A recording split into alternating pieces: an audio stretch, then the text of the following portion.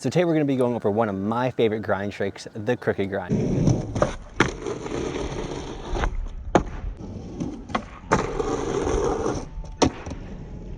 Welcome to the unofficial how to crooked grind. After going over these steps, hopefully you guys will be able to crooked grind like nothing. All right, before we even actually start grinding this ledge, we need to learn how to lock into the crooked grind. By this point, you probably know how to nose slide. You probably know how to do back 50s.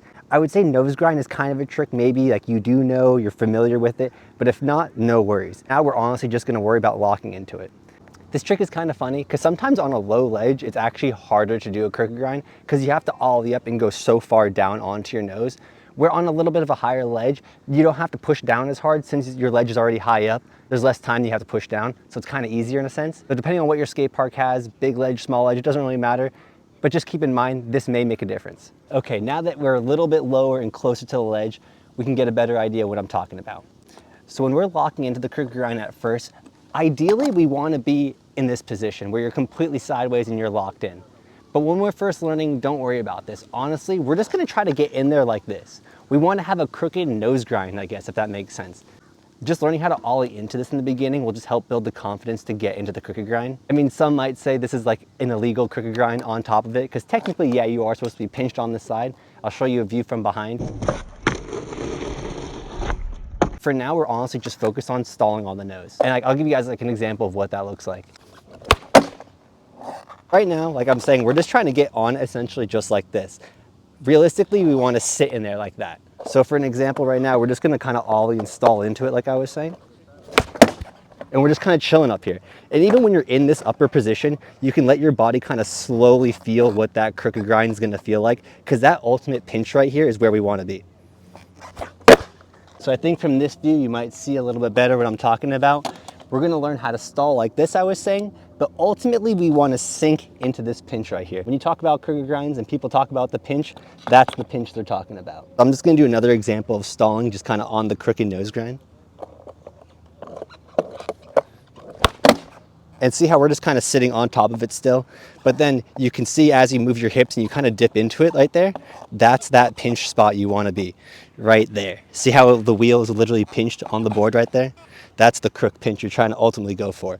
And this isn't comfortable to sit on. This is honestly kind of awkward. What makes the crooked grind kind of scary in that pinch is that when you're in this pinch, a lot can kind of go wrong, especially if you're not comfortable with it. You'll definitely shoot out and slip out on this. That's why I suggest when you're learning how to ollie into it, getting up here is a little bit safer until you work the confidence into the pinch. So your next question is probably gonna be like, Spencer, how do I get comfortable with this pinch?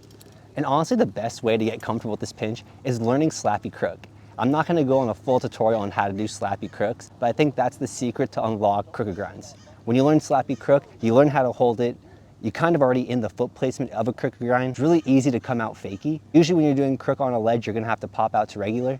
We'll talk about that in a little bit, but for now, we're still talking about locking in and grinding. So like I was saying, the slappy crook is just gonna help us learn how to hold the grind. Essentially, we're gonna be rolling up in the crooked grind position, 1 foot on the nose, 1 foot kind of on the back bolts, and we're gonna treat this like a quarter pipe because we're gonna hit it at a pretty big angle, hold the crook stall, and then come out 180. So we're kind of looking for something like this. Which hopefully by doing this gets you more comfortable holding the crook. All right, so you can kind of see my feet are gonna be in position and we're gonna just try to lock in.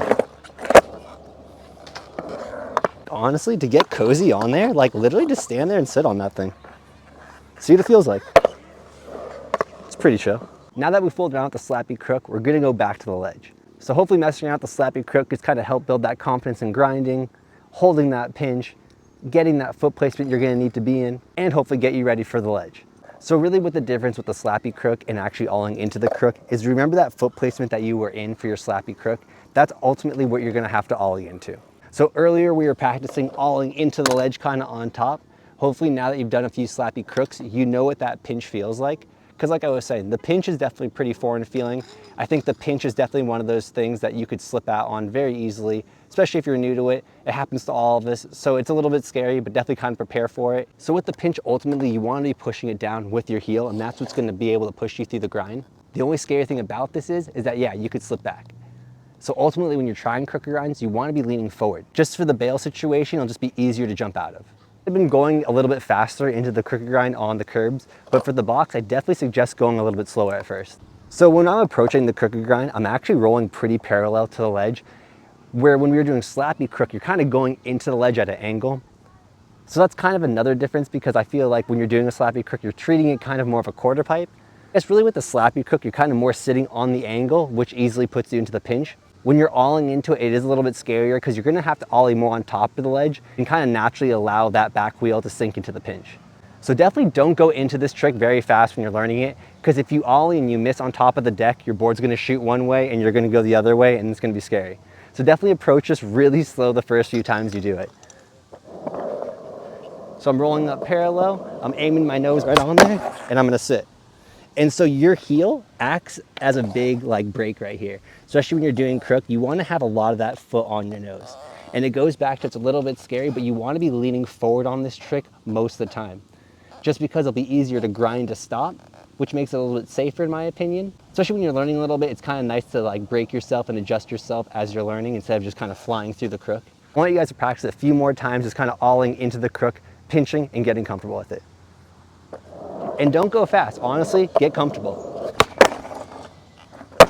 Looking back at it, I think it's funny because it's probably the first trick I actually needed wax. I'm sure most of you guys are gonna be learning it on a skate park ledge similar to this. There's metal on this side and then the cement on top. The cement on top gives it a little bit of grit when you crooked grind. Even the metal will kind of get a little rusty and slow, so you're gonna have to wax it a little bit. If we wanna learn this trick to fakie at first, it's just a little bit easier, just like the slappy crook, kind of treating it like a quarter pipe. Since your shoulders are in that position already, it's kind of easy just to turn them back. Another thing about crook 180 is that you can pretty much grind it, stop, and then turn out. Pretty much now gone over how to get into it, how to grind it. We never really talked about how to get out of it. You can just get on top of the ledge, sit on it, and just practice turning out. It's like no effort. You literally just turn your body 180 and come out fakie. Like I was saying, just literally go up to the ledge, stall it right here, turn the hips 180, just look that way, point the shoulder, and you go right out.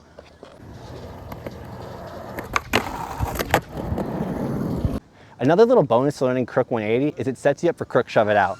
Because essentially you're doing crook shove it, but you're not turning your body. And the last thing we're gonna pretty much cover is how to come out to regular.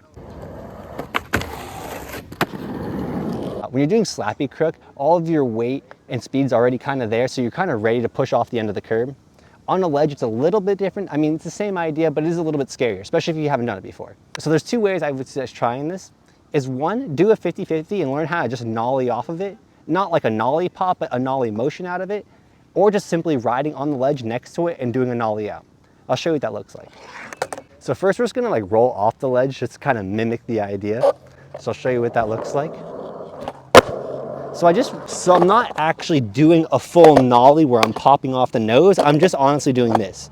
So it's like a little nose wheelie off the edge.